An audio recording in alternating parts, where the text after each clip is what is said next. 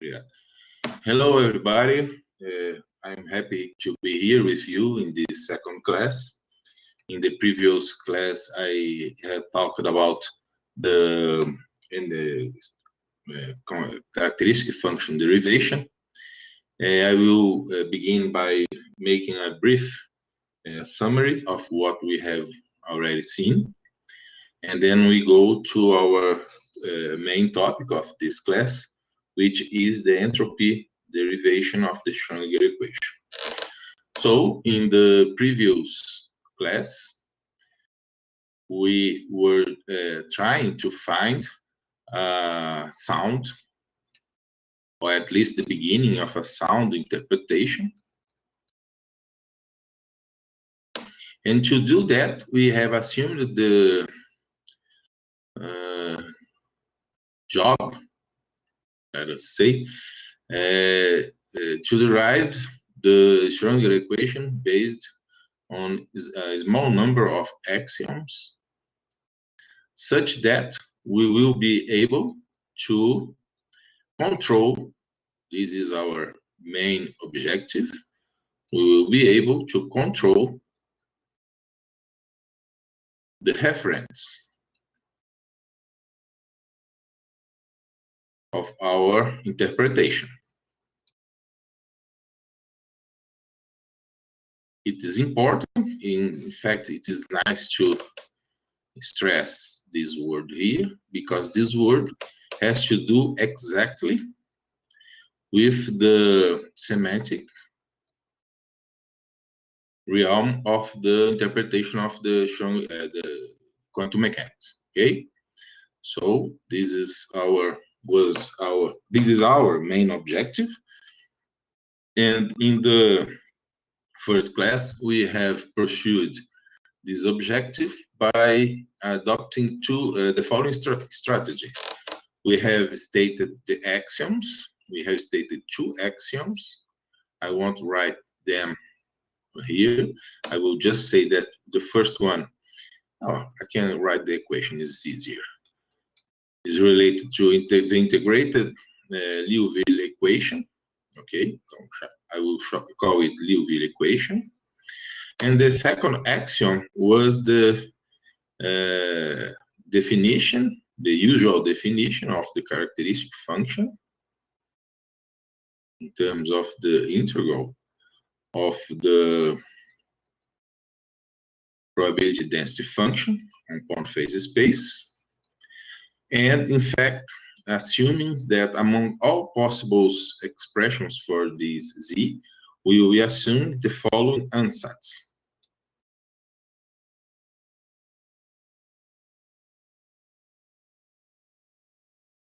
Of course, in the course of demonstrations, we have assumed another thing, which was the expansion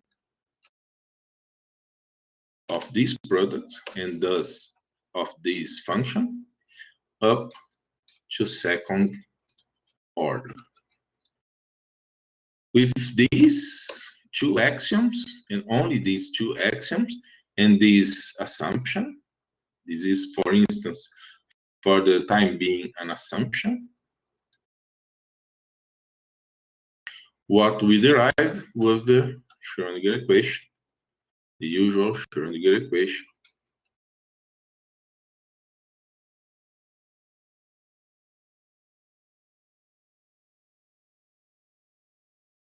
As we know it. We have then showed to show that the derivation is indeed a sound quantization procedure. We have shown that the same methods applied to these axioms, but now written in some orthogonal curvilinear system, coordinate system, gives the Schrödinger equation in this system. We have also demonstrated the deep connection between the Schrödinger equation and the Boas-Sommerfeld rule. Of course, some kind of connection must apply, because we know that the Bose-Sommerfeld rules do give consistent results, at least for some systems. We have proved that these relations, Bose-Sommerfeld rules, are applied to systems which shows symmetry, and we were able to interpret some wave-like phenomena in the basis of corpuscular nature. We have then briefly sketched a distinction that we will soon make more concrete between behavior and nature. And we have argued that this distinction is enough for us to get rid of the notion of duality. Okay, we have done a lot of things in the previous class. In fact, in the end of the class, we have shown that our characteristic function derivation is indeed connected to Feynman path integral. And we have then get from this approach a guess or a glimpse that quantum mechanics should have something to do with fluctuations, because we are interpreting these paths that enter into the calculation of Feynman as a realization of fluctuation behavior or random behavior of some corpuscular system. Of course, this is just a guess or a hint, if you may. So we now have to go after the possibilities of showing that this guess is indeed the case. And we will do that, and now I enter into the main topic of this class. We will do that by trying to derive the Schrödinger equation based on another important notion, which is the entropy. And we will do that because we know that there is a deep relation between the entropy and fluctuations. Okay, so this is why we are doing this derivation. After that, we will show that there is a connection, a mathematical connection between this derivation and the characteristic function derivation. So there is a mathematical connection, and this means that we can now embrace or use the notion of entropy and its companion notion, that is fluctuations, into our interpretation of quantum mechanics. Okay, so this is our main objective. As a result of this approach, this derivation, we will show that we can derive in a very simple manner, indeed, a phase space expression for the probability density function. Okay, we will show how to calculate average values and show that they are the same as quantum mechanics. And we will show, at least comment, it's shown in the videos, comment about the fact that this entropy, as defined using this phase space function, provides a maximization of the entropy together with a minimization of energy. Okay, This is our job for today. So let's begin our, at least a sketch of our entropy derivation. Let's change the color. So our entropy derivation, as we have made before, we will now put forward the two axioms. We'll do exactly the same thing that we have done before, but now with different axioms, of course. But the first axiom will be exactly the same. This is very nice. And the second axiom will be the following. The fluctuations at some point on phase space multiplied by the fluctuations upon the same point on phase space are such that the product of them is equal to h bar squared over 4. This expression is not usual for many of you, even those that have already studied quantum mechanics deep, indeed. Because what we are accustomed to see is the Heisenberg relation, which are constants, okay, for some system, and is given by inequality symbol, and really written in this term.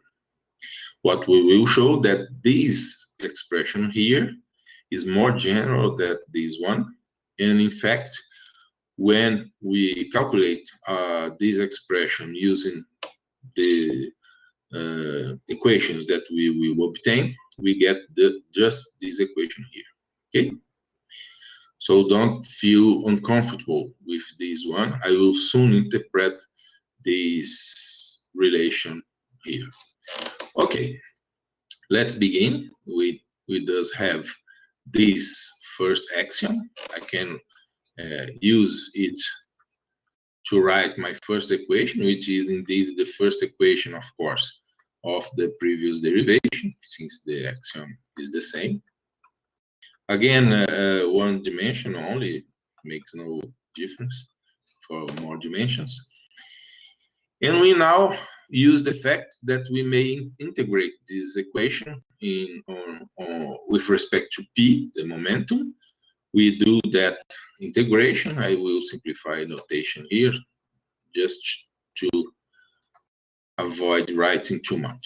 Okay, we then make these. If we make these, of course, the integration on P can enter into this derivation over T, and we get just whole. Remember what is F?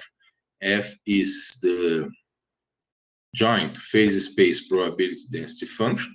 Then its integration with respect to P gives just the density upon the configuration space, okay? So this gives exactly this result. This result here gives just, I will write, note that P is independent of X, I can put it out. We end up with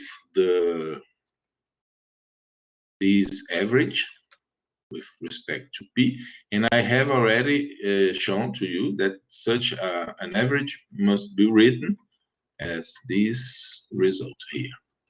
Note that here is an average value. I can even put a bar here to express that explicitly. And is an average value upon configuration space, because we are integrating only over the momentum axis. So we can write this, the M is here.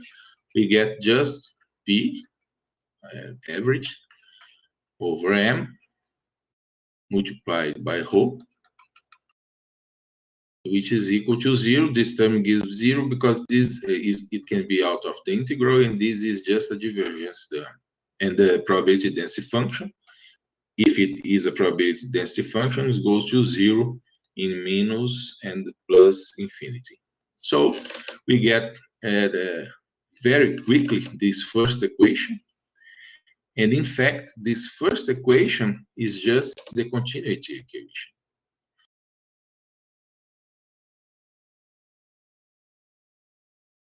of course, the continuity with respect to the probability density function upon configuration space. This is not new. It's very well known.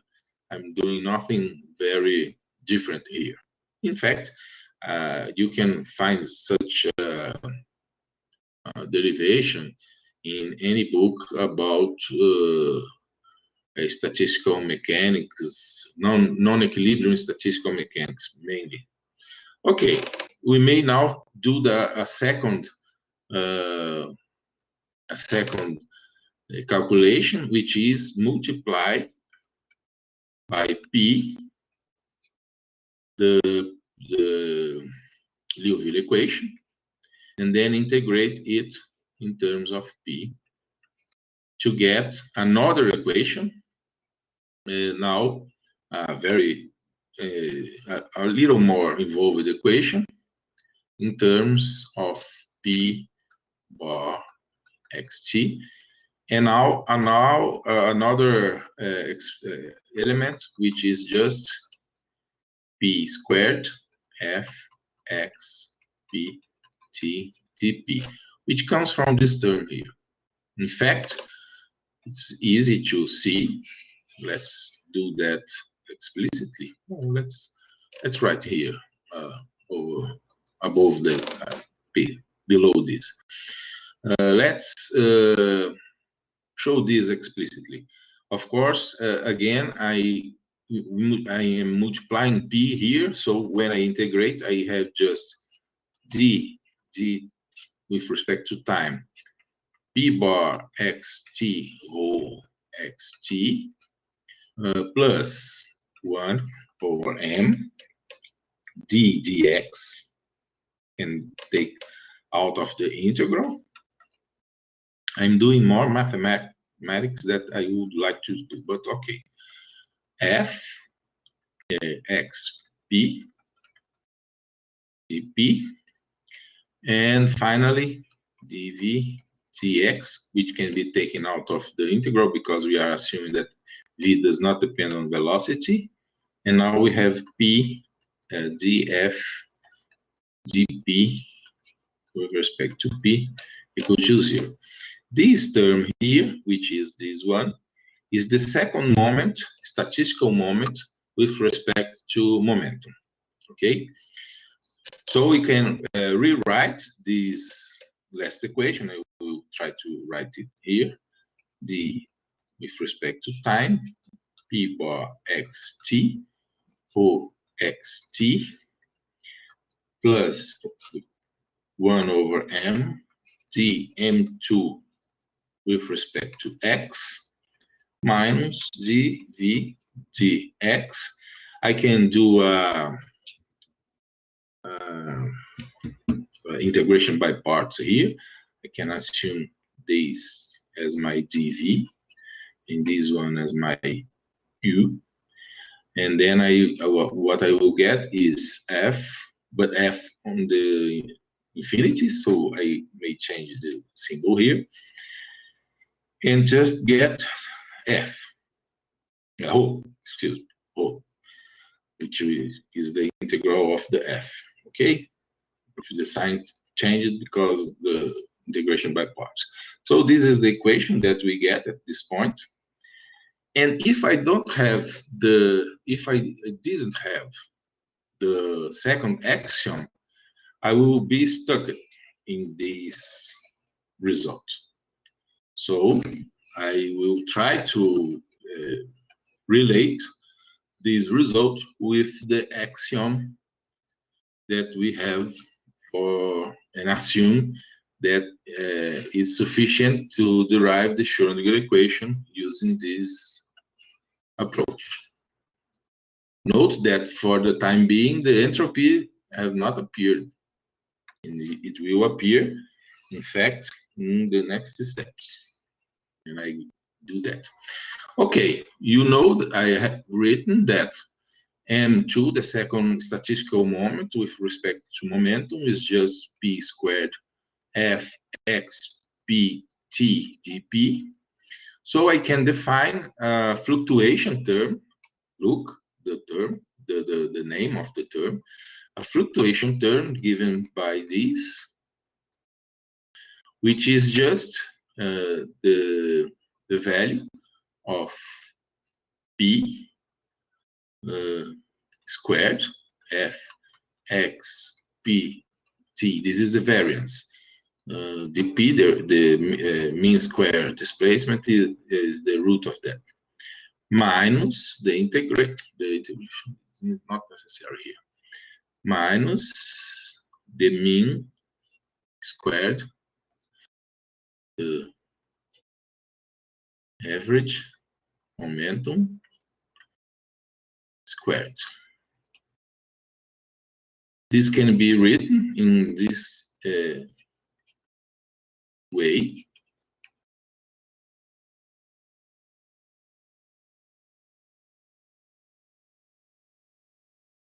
And this is, of course, just the value of the sum of the difference between p and p squared, average p squared.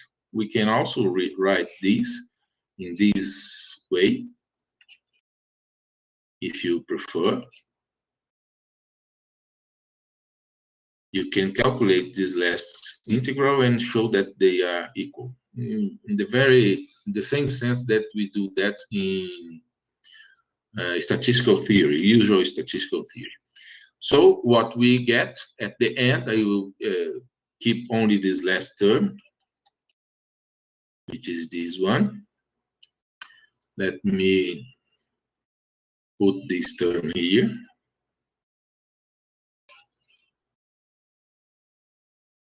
I'm getting a little more efficient in doing these transpositions. I'm very happy with that. So now that I have these results, I will try to use, note that this result here is exactly the same as this one. The symbol, of course. Symbol is the same, okay? But usually, when I am doing classical mechanics, I find this result and simply stop, because I can't do anything more.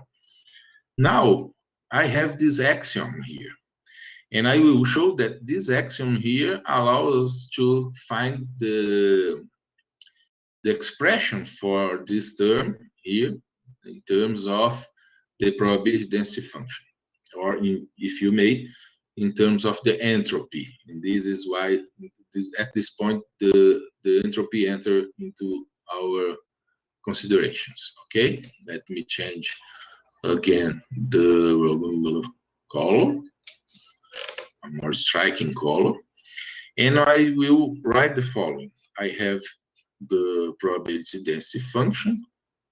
Let me invert that. I will write first the entropy. I know that the entropy, I won't keep track of the Boltzmann constants. I will assume that Boltzmann's constant is equal to 1, just to simplify our calculations, okay? So our entropy will be just this one, Boltzmann entropy. And I can invert this case and write just that. This is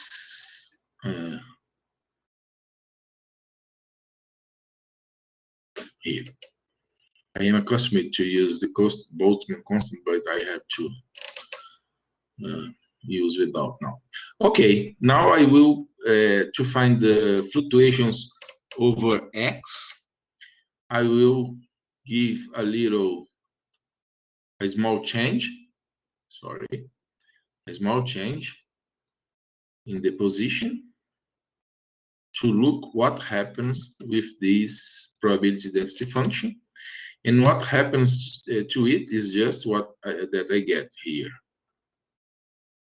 Minus or minus, it doesn't make any difference. Here, there is no bit. And I can write this, since this is a small displacement, again, a small displacement. look, I can expand this in terms of Taylor expansion. This is just delta x ds dx calculated on delta x equal to 0 plus 1/2 delta x squared, the second derivation of the entropy with respect to x. And I will keep this expansion up to second order again. This is very important because we are assuming the same thing here, okay? If we do that, we can calculate the average mean square derivation of the fluctuations upon configuration space. I will soon show you what this means, by the usual approach, which is delta x squared, the probability density function, which is this one. I want to write the full expression, okay? T dx minus delta x whole x t dx, and this one is squared. You can do that exactly in the same way that I define this one, okay? But now with this expression. And when I do that, I get simply 1 minus 1 over, I think 2 is the term here, logarithm of whole dx squared. I'm not sure if it's a 2 here or I have no 2 here. It's not important. It's just a constant. Of course, I think that is not because of the result. So with this result, I can now use the axiom. This is the point that in which the axiom begins to be used, because I know now that I have this thing happen, and I know that this must happen, because this is the basic assumption of the demonstration, which is the axiom. So, given this result for this term here, I simply get the result as h bar over 4 minus the second derivative of the entropy with respect to 4. There is a factor of m here. I'm not. In fact, no. In this term, there is no m. Just look at the units here. Eh? Okay, this is units of p squared. Okay, so we get this result. Let me put this result here. This derivation is a little bit more involved than the previous one, but this result is so important that I will keep here like this. And let me erase everything else. Now, this is the point. When I put this term here, I can use this equation here. I can find this equation, the following equation. D, and of course, I will put p bar xt as some function s. Don't confound this with the entropy. This is why I'm writing this in a small letter with respect to x. So when I do that, I can write this equation just like this one.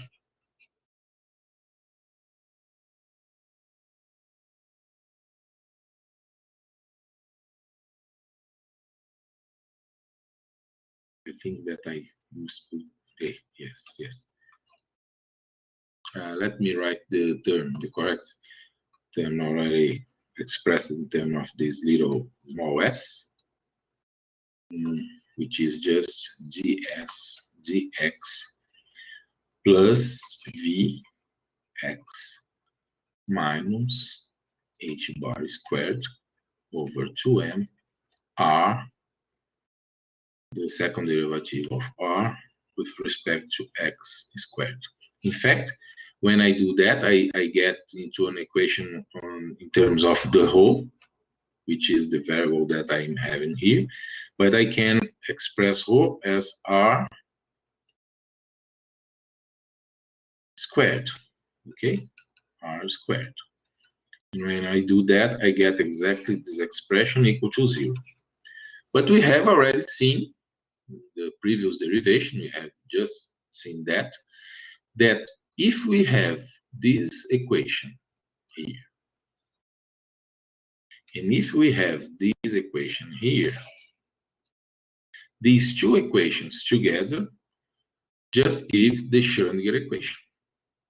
So, using this first axiom here to write this, the Liouville function, integrate and find the first statistical moment, like by this equation, and then multiplying the Liouville equation by p and doing the same thing, calculating the fluctuation upon momentum in each point of the configuration space. Using the second axiom, you can find this equation, which together with this one just mean that we get the Schrödinger equation. Okay, this is the derivation, mathematical, precise derivation, sound derivation of the Schrödinger equation. What we have to do now, we did just that. Oops, sorry. We have just that. What we had to do now is to show that there is a connection between the two derivations. But this is extremely obvious, because if you write this, and in fact, finding this connection will help us understand what this means. We have this characteristic function defined in the first derivation as this Fourier transform.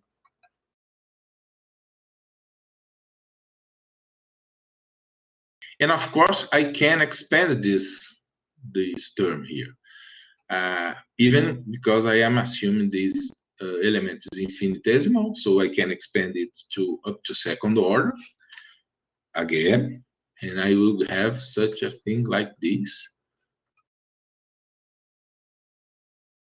minus p squared h bar because of the I, delta x squared f dp. And in fact, this means that I am assuming the expansion up to second order of the characteristic function, indeed, and I am integrating the characteristic function in terms of 1, which is a constant, p, and p squared, which are the terms that appear when I multiply the Liouville equation by p or by 1. So when you make the calculations using this expression, you can show that this characteristic function is indeed our phase space displaced from configuration point x by means of a infinitesimal value delta x. Okay, there are other possibilities to derive this result. In the video, I showed that very cautiously. I did some of the steps, at least some of the steps, to show the derivation, and you can find this derivation now with greater detail in the article that is in the platform, which is just to say out of order at this time, but it will come back to live soon. Okay, so there is a immediate connection between the two derivations, and in fact, we may connect them in these terms, and indeed interpret in physical terms what a characteristic function defined in this way means. We have already interpreted this characteristic function, but only in mathematical terms, saying that it introduces an operator structure into the theory, and that this is a characteristic function, blah, blah, blah. But this is not, of course, physics. When you make this connection is relevant because you are now saying that the characteristic function represents, in terms of the physical system, the density when it is perturbed by a small value upon configuration space. Okay? Okay. So this is an important result. This is very important result for the present derivation because, as I have said too many times, we are always trying to connect the derivations to encompass the symbols of the new derivations into the previous derivations. Okay. Now we have this result.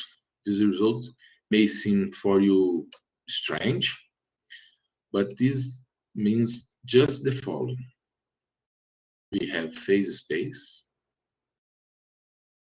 and we have a particle, again, particle. We have a single particle system, for instance, harmonic oscillator, a hydrogen atom, or a helium atom, whatever, but a single system.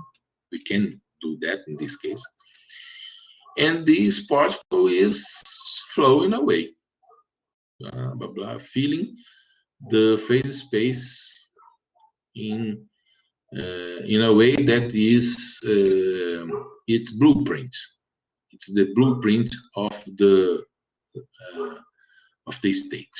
Each state, each quantum mechanical state, for each system, physical system, will fill the phase space in a specific manner, of course. Okay.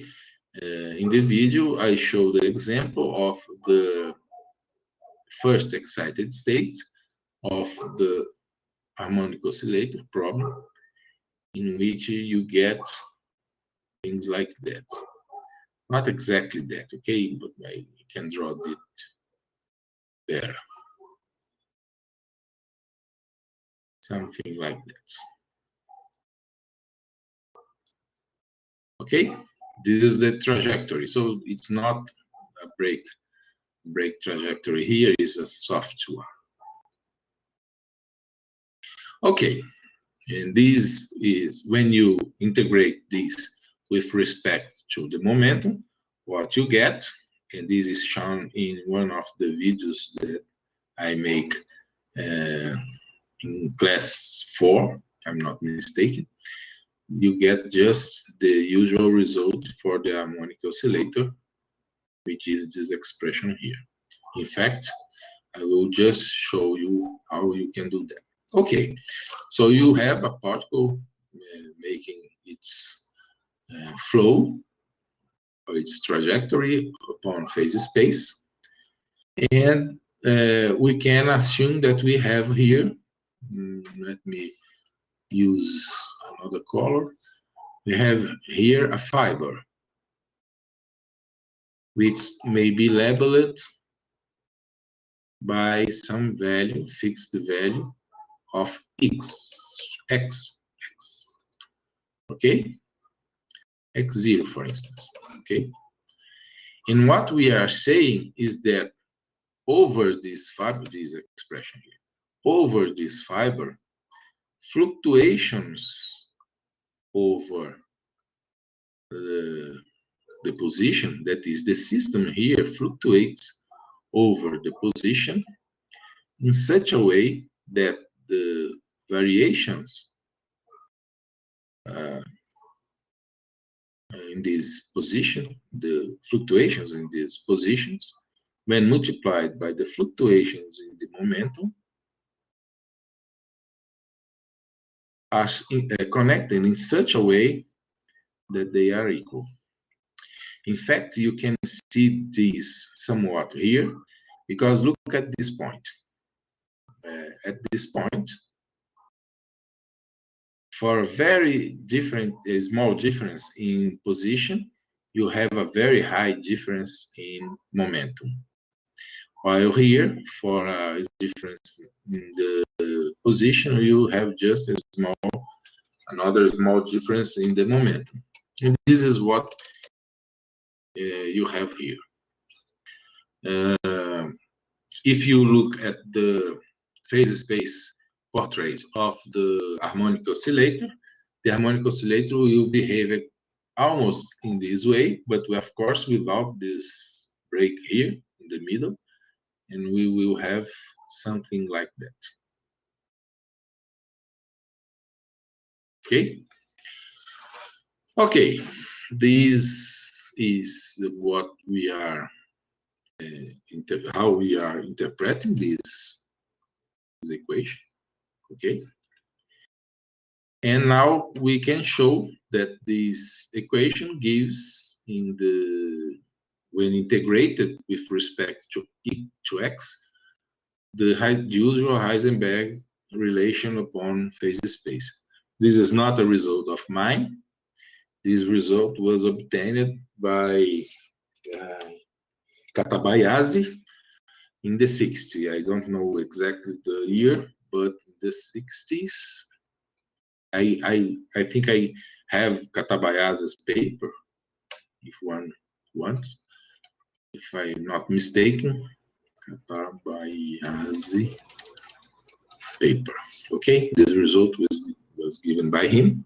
It's not explicit in his paper. It's one of those straightforward calculations, but I did it myself. You can find it in my book. I don't know if I put it in the paper, but in the book you can find, and it's very easy. You just write x squared as just x squared here, which is this one, okay? Here, by this product. In this case, you use the configuration space obtained in our calculations.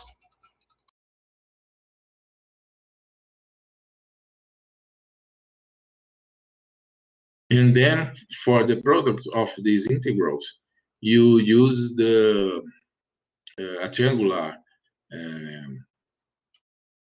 relation.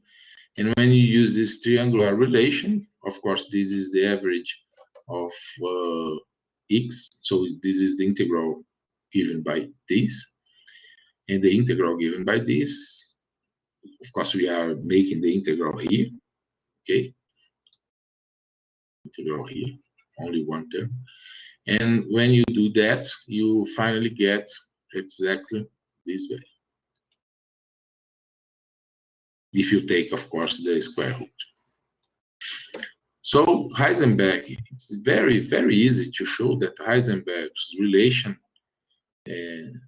is a relation that we are talking about phase space is obtained directly from this one here. This one here, indeed, is just a generalization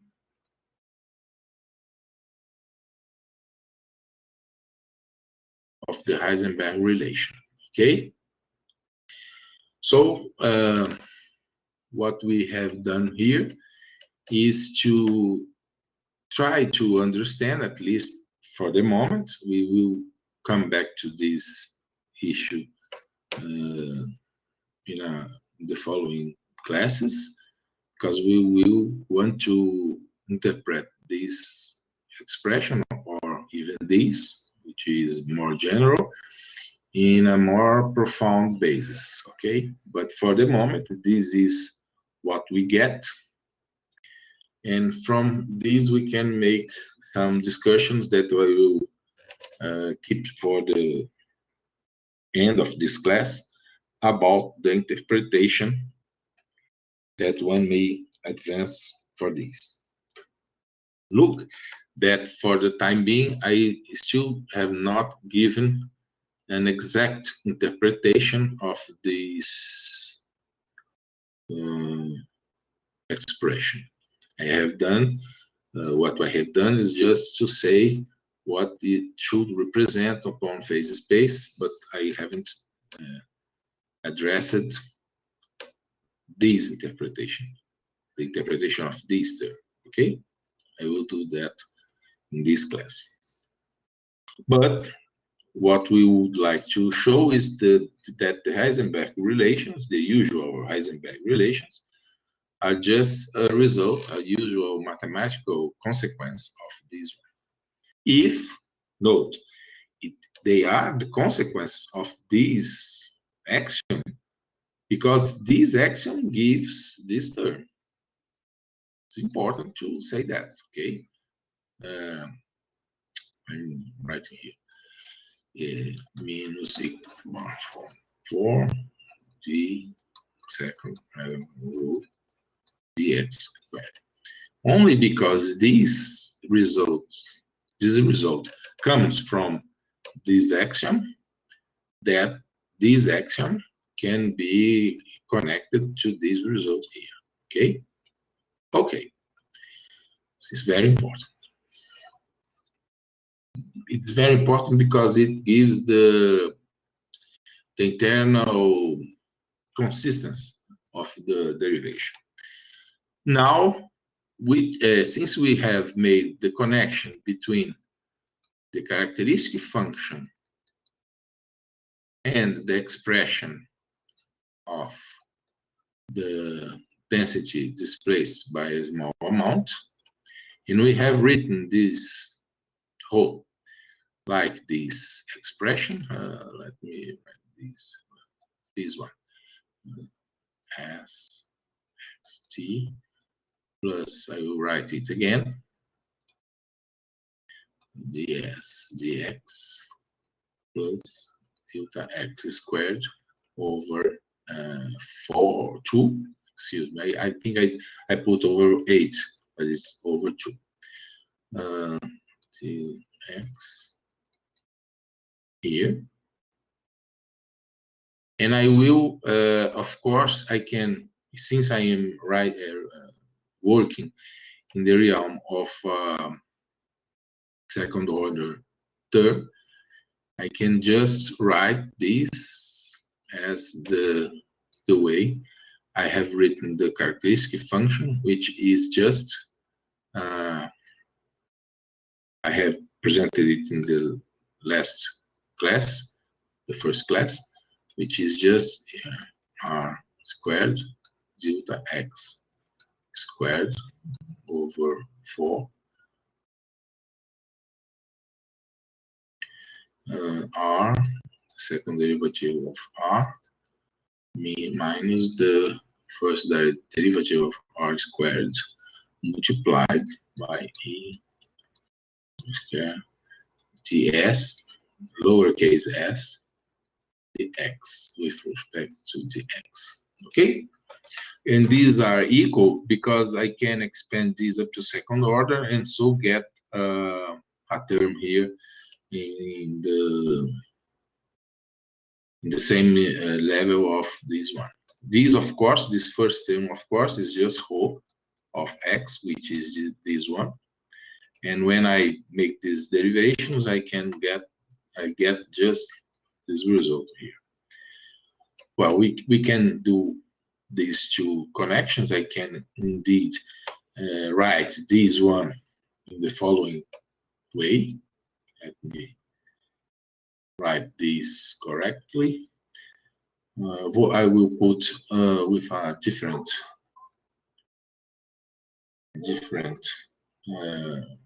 color, and I will write this just as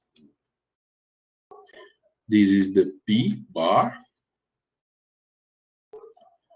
with respect to delta x, and if I'm not mistaken, it comes with 2 here, if I'm not mistaken. Maybe a 4, I'm not sure. The second derivative of a logarithm of rho with respect to 2 delta x squared. I don't think. Okay, so now I use the fact that this function is just the characteristic function, so it is given by the Fourier transform of the probability density function. And I then invert the Fourier transform. When I invert this Fourier transform, look what I have here. This is the most important part of this derivation when we aim at connecting it with the central limit theorem. Because assuming the soundness of this approach, we have here a Gaussian with respect to delta x. And we know that when we transform the inverse transform or the transform, Fourier transform of a Gaussian is also a Gaussian, excuse me, put delta x 2 times here. Then what we get by this inversion is just the following result.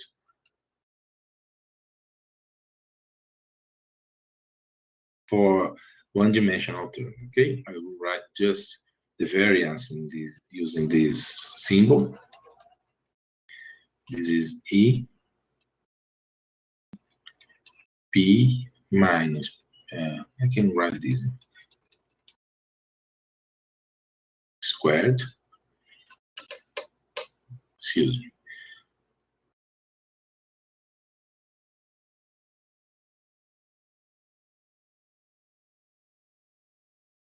over 2 sigma squared xt.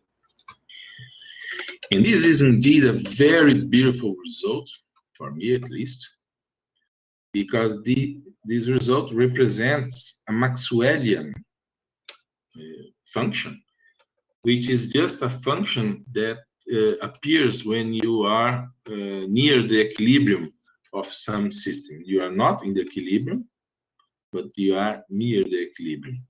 In fact, it comes to the equilibrium expression if the sigma here, which is the variance, is just constant, and also the p. So this is the average p, okay?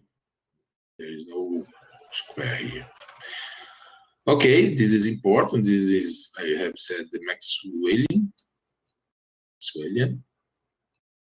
and it's related to near equilibrium situations. But what I haven't shown that in this derivation, which will be somewhat astonishing at this point, I will soon remove this astonishment from you in the fourth class, is that to make this inversion, I was using delta x in the variable of the Fourier transform, and making this, of course, it was given in terms of p, but making this inversion means that I'm integrating in delta x from minus infinity to infinity. Note that if I was integrating in x, there will be no problem, but I'm integrating in delta x. It means that delta x can assume these two values here, of course, near these two values. And I was assuming in all my derivations that it were infinitesimal. Well, this takes some 5 years of my life, because I was very sad to see that, because I know that this probability density function gives the correct results for the averages. And I was trying to understand why, for Christ's sake, I can assume that delta x is infinitesimal in the derivation, but still make the inversion of the Fourier transform so that I can get this result, which seems to be the correct result because of the average that I can obtain from it. Well, I was profoundly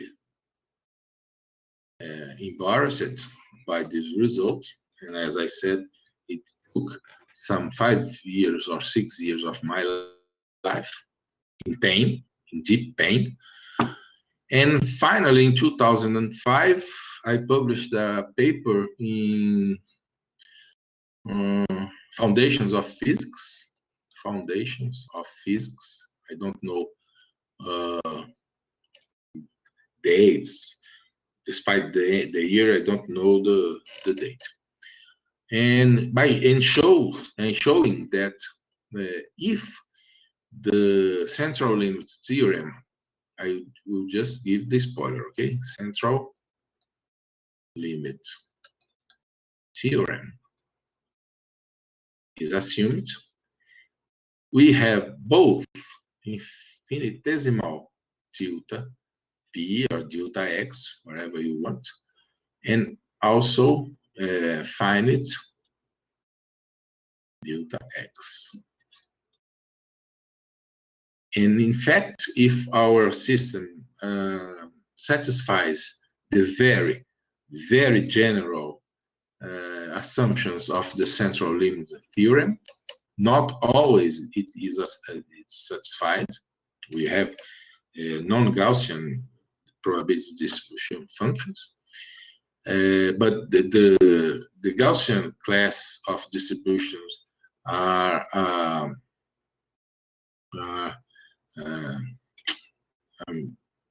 the name has evaded me. This distribution function is an attractor of other distribution, probability distribution function. Exactly, this is the content of the central limit theorem. So this is a class of universality, a large class of universality. This means that a very dense number of systems, physical systems, can be inside this set of that preserves the assumptions of the central limit theorem. And the way I see it, it's just this result that makes quantum mechanics so general. But this is not the topic of this class. I will show this result, this important result, in the 5th class. The 5th class, if you go on YouTube, in my account on YouTube, in my channel, sorry, I'm old. In my channel in the YouTube, you will see that this class has only 2 videos, because these results is so central for the interpretation and the approach that I have used just 2 videos to go into the details of the demonstration. But for the time being, we will just assume I will count with the charity principle from you. I'm not sure if you know this charity principle. For the Brazilians, is princípio de caridade. To wait until assume that this is indeed the case, and wait to the 5th class. Okay. If you assume that, what we get is that the probability density function is given by this.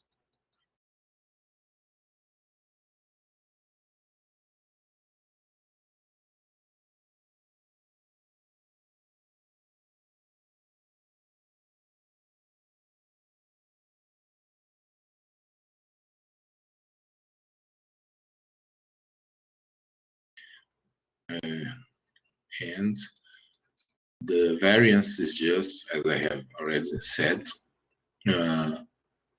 for the second derivative of logarithm of O with respect to x squared. So we have these two expressions here. This is the variance with respect to P. So this is the usual way to represent a Gaussian function. Okay, so this is the expression of the phase space. And with this expression, we can calculate now averages. So we have passed from this point. Okay, but not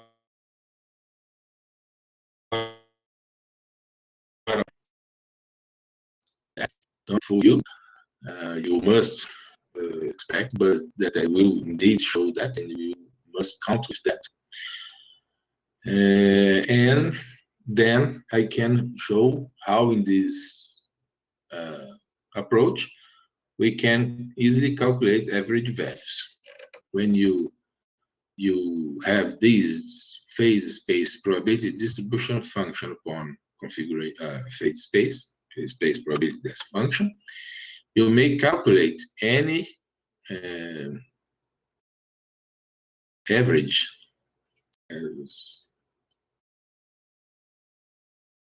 of x in this way, and of course any average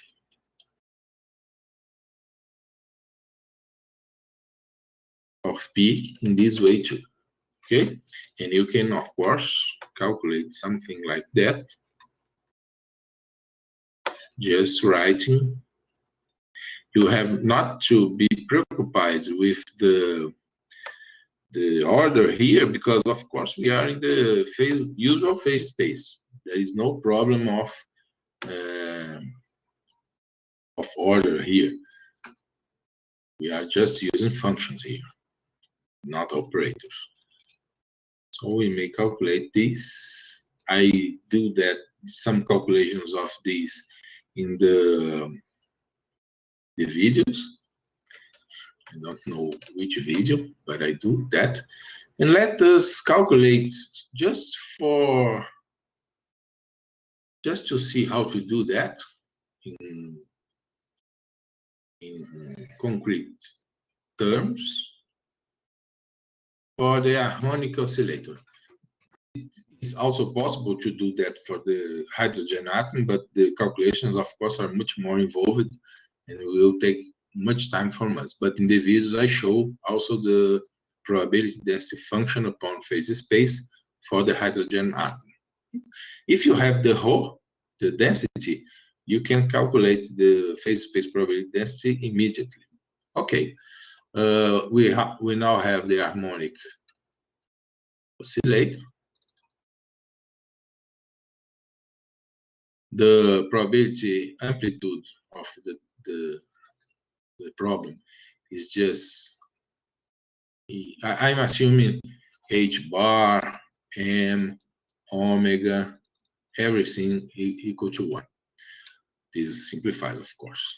You have here a level. We have here Hermite polynomials. And this is the, of course, I'm not taking care of the normalization. I do that, the normalization in the videos, but here I'm not caring about that. So you can calculate the density just multiplying, because it's real. So you just have these, excuse me, these here. And for n equal to 0, let's do n equal to 0. It's really ridiculous, but okay. We have ρ0 just equal to e squared. But it's nice to do that, because look what happens with when we calculate the variance. The variance, as I have said, now h bar is equal to 1. is just the second derivative of the logarithm of rho. But the logarithm of rho is just minus x squared, this minus cut with this one, and we have just 1/4 the second derivative of x squared. And then when I do that, I have just 1/2. This is the variance for the first the ground state, okay? And look that it does not depend on the position, and in fact, our probability density function is just, remember that it is rho, I erased it, but it's rho, which is this one, and it is also this term multiplied by p. The average p here is 0, you can calculate that. And we have 2 times 1/2, because we have a 2 here in the definition, and the sigma is given 1/2. Of course, if you want to normalize that, you have some terms here that I'm not aware of them. It would be possible to calculate, but I won't do that, okay? So this is the unnormalized probability density function upon phase space. Of course, this will give just the contours of equal probability, will give us just, in this case, circumferences. But of course, if I use these values, these constants with different values, I will get ellipses on phase space, which is what we would expect from the usual classical problem. And in fact, this I will show is deeply related with this result, the fact that this result is a constant. Okay. Of course, now I can give I can do the same calculations. Sorry, sometimes the English doesn't come. I can do the same calculations now for the second excited, first excited state, which is n equal to 1. Now my probability density function is just x times this one. My rho is just the product, x squared over 2. And I will have to calculate this element here, which is just minus h bar over 4, the second derivative of the logarithm of that. I will just write the logarithm here, logarithm of x squared plus the logarithm of the square over 2, okay? If I do that, and a term that is not relevant here, the normalization here is not relevant because we have a logarithm, and the logarithm will, with a derivative, will cancel the constant term. So we have here minus h bar over 4. The derivation, I can put the 2 here, so it gives the derivative. Let's make the first derivative here of 1 over x. If I'm not doing anything wrong, this is a 2. I have a 2 here, and the second term gives just our 1.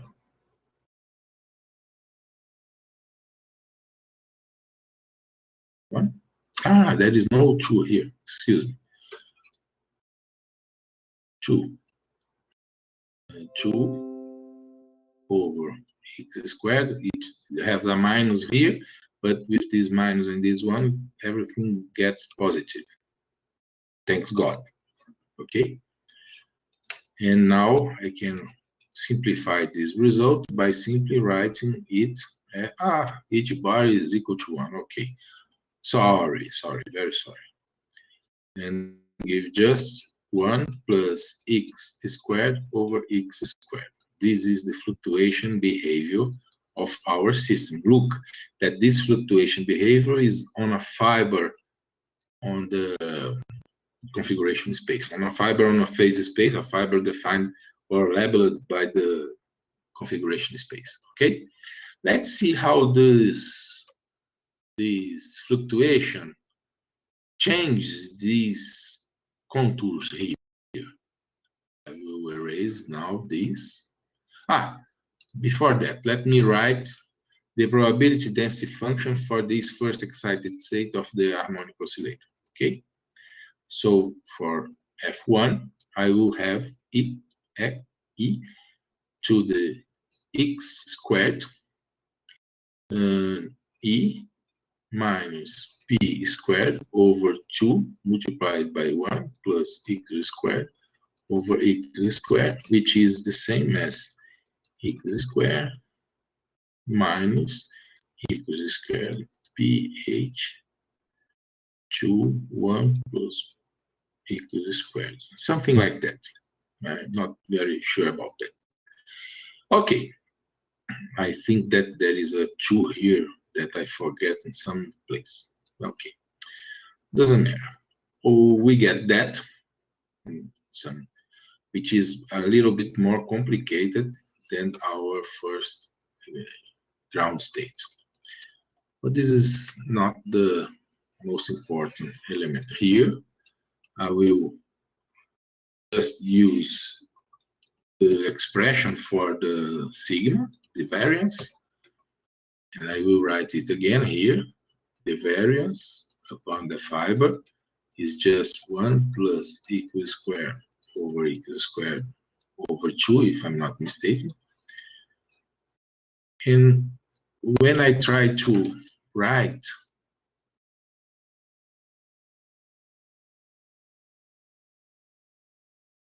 this expression, which now I may even write it as 1/2 plus 1/2 squared.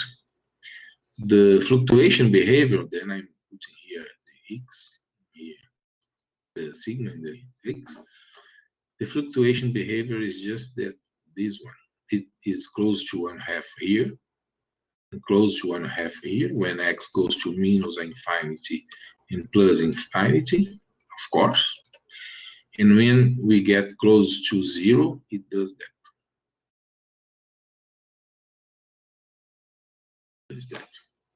It becomes infinite. So what we are saying is that our system has a so wide fluctuation at the origin for this state, of course, that we will never expect it to be at 0. This means that the probability density function here should be 0. Ought to be 0. Must be 0. So when you write the probability density function upon configuration space for this level, for n equal to 1, what you get doing the usual calculations of quantum mechanics is exactly that. Note that in this interpretation, this probability density function doesn't mean that the particle is here and then it disappears here and appear here again and do the fulfillment of the configuration space and then jump to here in a non-continuous way. It just says that this force here is a repulsive force, very large, infinite, of course. And so when the particle begins to approximate here, it is taken to receive an interaction that makes it goes away to this side or to this side, depending on the time that the fluctuation has acted, if the particle has passed this point or not. Of course, this is valid only if we have a random and a fluctuation behavior, which is indeed this fluctuation behavior is discrete, and it's what I will just present to you now. If I draw these results upon phase space, I will do that in our 5th class, which will bring together all the results that we have so far obtained. We will have some ellipse, assuming different values for this, or a circumference if we have just one, all of them equal to 1. But now, of course, the particle is not passing much time here. What we interpret here is that the particle cannot stay for a long time here, because it will soon have some source of interaction that will make it go away. And I will say in a moment what I mean by saying that we will receive at some time, a brief time, the interaction. This means the way by which we are interpreting the phase space portrait of these results. This is the result that you will see that appear when I make the simulations. I will do simulations, I have already said that, of the physical system, showing its stochastic behavior. And this is the result that I get for the contours of the probability density function upon phase space for the constant energy, for constant probability. If you draw the bombs phase space portrait of the same system, you get almost the same pictures. There is a difference here. The probability density function makes, I don't know how to say this in English, this thing here. And while Bohm's theory gives this result. For Bohm's to be drawn like that, we are, of course, making the simulations of this Hamiltonian, Bohm's Hamiltonian, which here encompasses the quantum potential. And the quantum potential is something like that, with some constant here, okay? So this is the connection between Bohm's theory and the present theory too. And this will help us interpreting Bohm's approach in terms of the present approach, okay? Okay.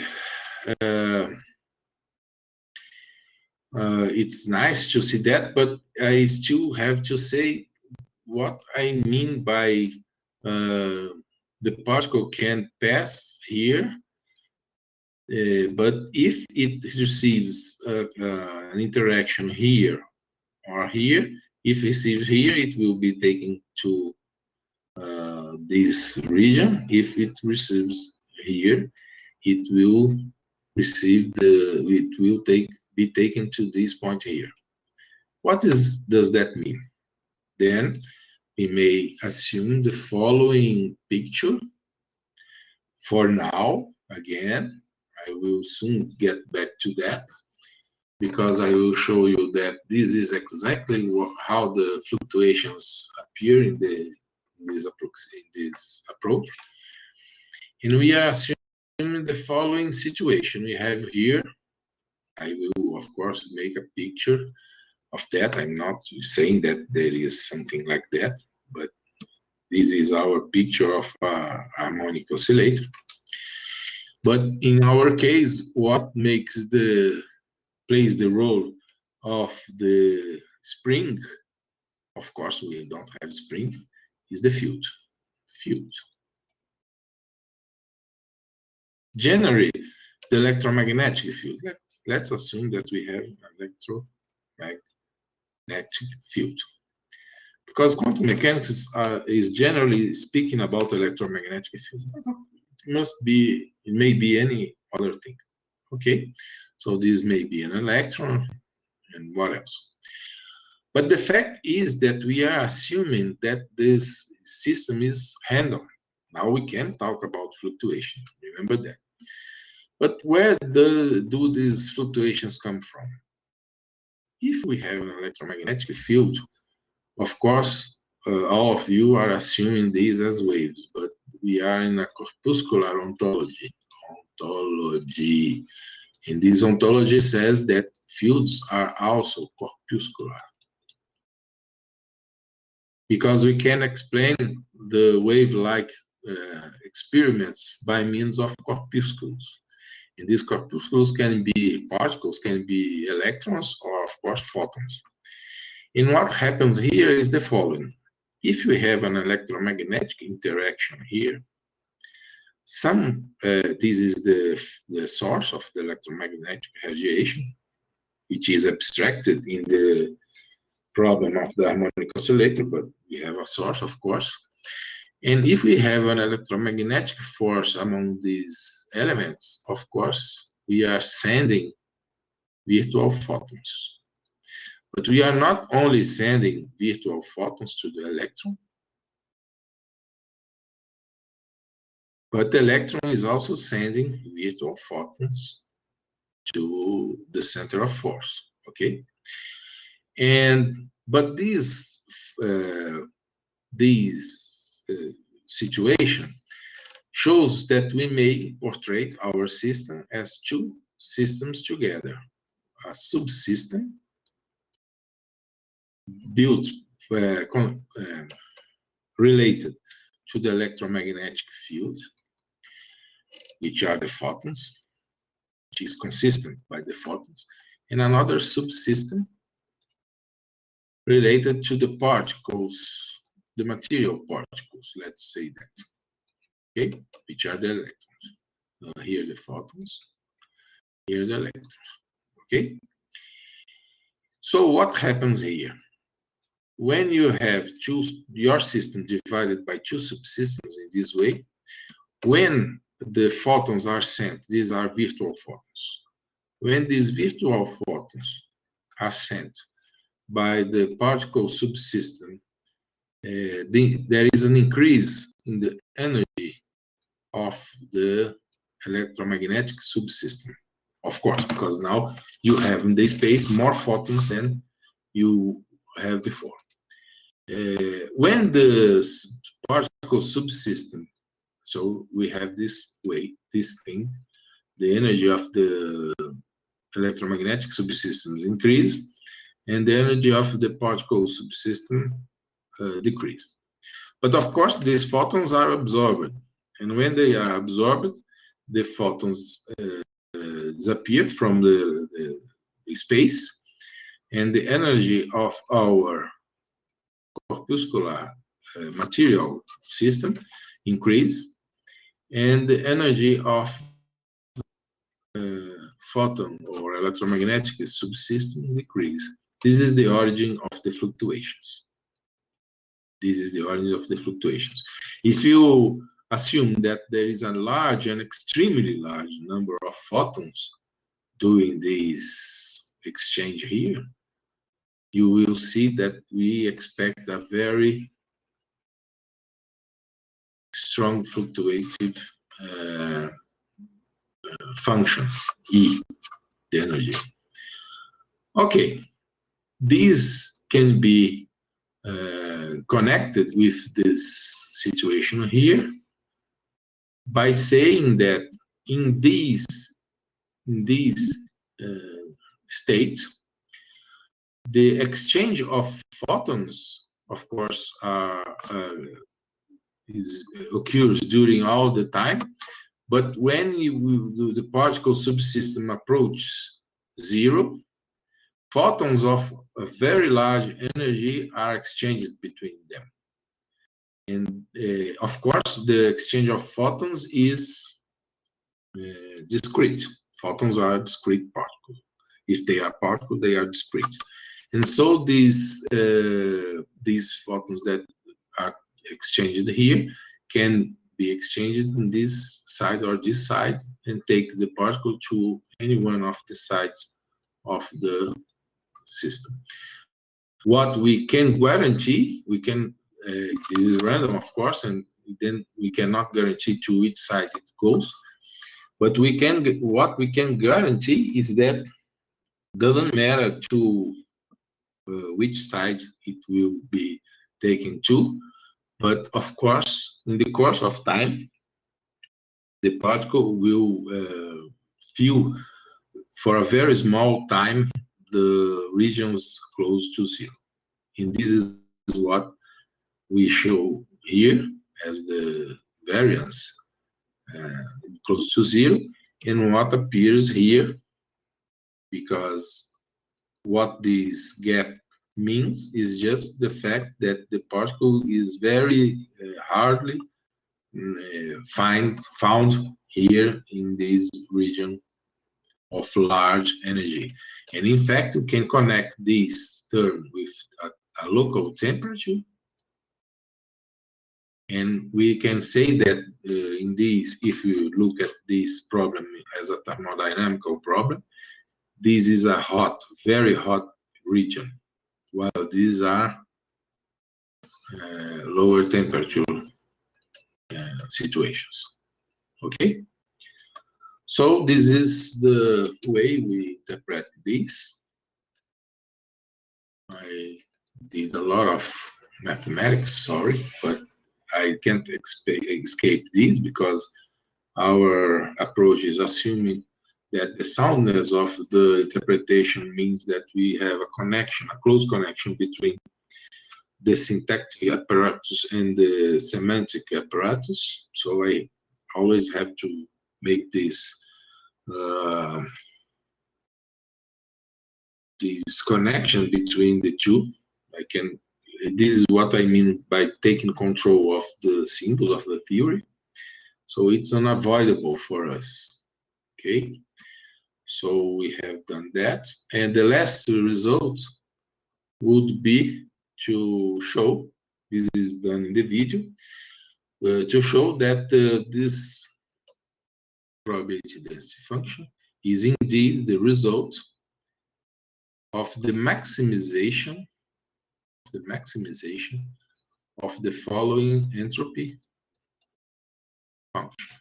Indeed, functional.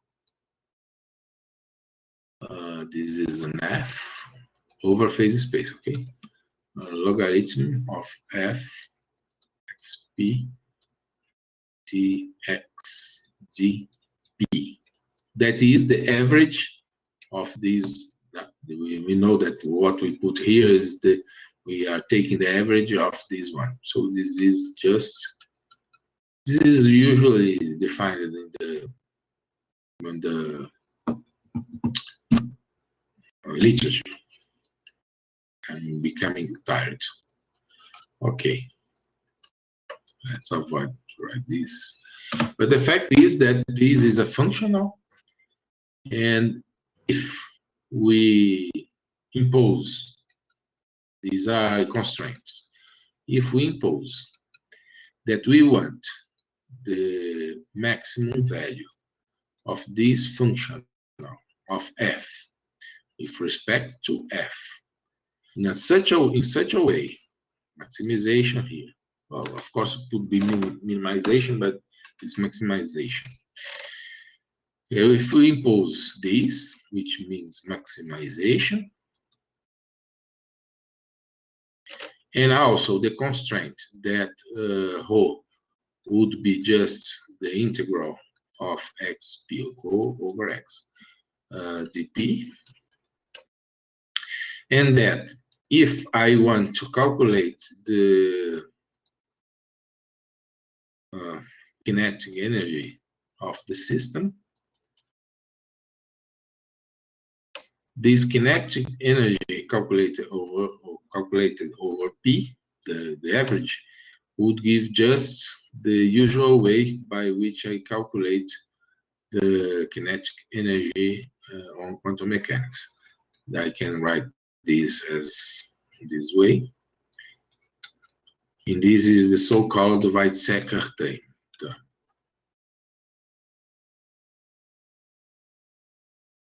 which is indeed very well known from those working with the oh my God, it escaped me. Density, functional density theory. Oh, I'm not that old. Functional density theory or approach. If you impose these two results, the maximization of the entropy will give for this function exactly the result that we have already obtained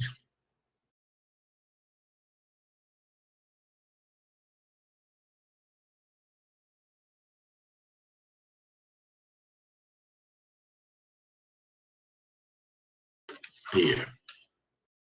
So we may say, thinking backwards, that the distribution function that we have obtained maximize the entropy that is defined in this way, because we know that this probability density function gives exactly these two results here.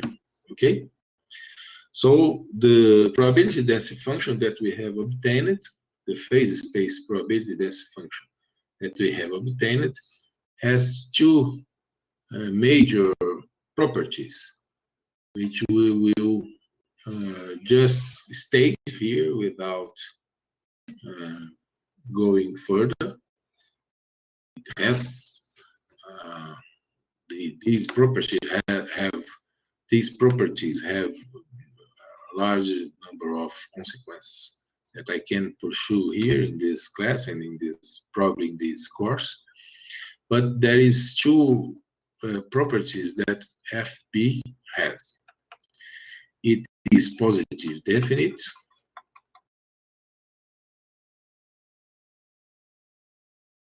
which Wigner's functions are not.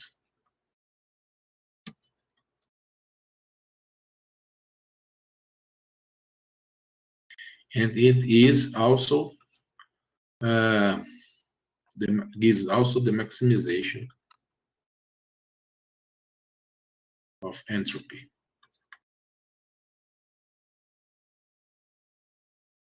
But I won't go much deeper into these things because very, very complicated field of quantum mechanics, which is related to the probability density functions upon phase space.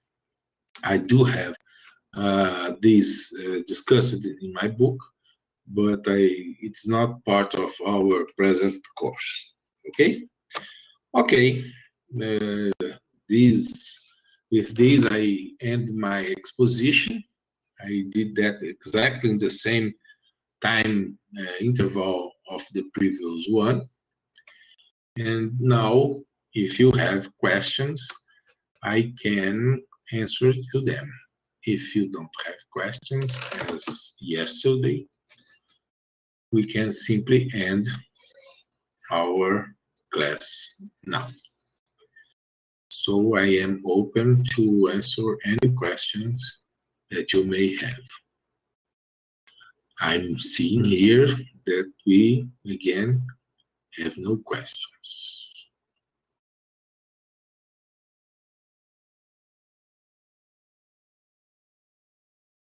Okay. So, since we don't have questions about the exposition, I think we can just end this class for today. And tomorrow I will present the stochastic derivation of quantum mechanics of the Schrödinger equation. And I will show that this stochastic derivation is connected to the entropy derivation, and so also connected to the characteristic function derivation. You will see that we will assume again an expansion up to second order in some parameter. And we will see that the entropy is the connection, makes the connection between the fluctuations and the rest of the derivations. It will be very interesting to show that, because we will use a theorem of the statistical mechanics to show the connection. And also, we will have now in our hands another concept, which is the concept of random behavior. And in the following, we will have there appears a question here, a very good question indeed. Yes, there is a possibility of doing that. Let me go back to my whiteboard. I have done that indeed with the obvious choice, which is Thales entropy. And it's a very good question. It's a very good question. If we make the same assumptions that we have made, and at the point in which we introduce the Boltzmann entropy, you introduce Thales entropy, you can do the same calculations and get a generalized Schrödinger equation, now based on behavior of the system based upon an entropy that's different from Boltzmann's entropy. Sorry. I did that with two co-workers. One of them was Amilcar, which is a very good friend of mine, and also Dr. Andrews, which is now in the Federal University of Goiás. Sorry. So yes, the answer is yes, you can do that. And the results is very interesting because the equation is no more a linear equation. We know that the Schrödinger equation is a linear equation. But now when you do that, you get an equation that is a nonlinear equation. And it's very, very difficult to solve. I had solved it only for the free particle, which is really nothing, because you get nothing from this. But it's nice. It's interesting to make this derivation, and you can find this derivation in the Physical Review E journal. I don't know when I did that, so I'm sorry. But I can put the paper in the platform whenever you want to. I can put there, and you can download from there. If the platform, the Moodle platform, goes up at some time, at some point this week. But yes, the answer is yes, you can do that. Okay. Any more questions? This is an important question because it asks how can we generalize the approach that we have just made. And as I said, the approach must be generalized using the axioms of the theory, or at any point one of the elements of the theory. Of course, I didn't assume that Boltzmann's entropy is an axiom, because I wasn't thinking about the possibility of other generalized entropies. If I assume that, then Boltzmann's entropy becomes another axiom of the approach. Okay, this is important. Okay, Any more questions? No? So let's end our exposition of today. Tomorrow, I will present you the stochastic derivation of quantum mechanics. And with this stochastic derivation, we will have the world and also the universe at our hands to interpret quantum mechanics in very, very easy ways, without weirdness of any kind whatsoever. Okay? Thank you for watching, and see you next class. Bye-bye.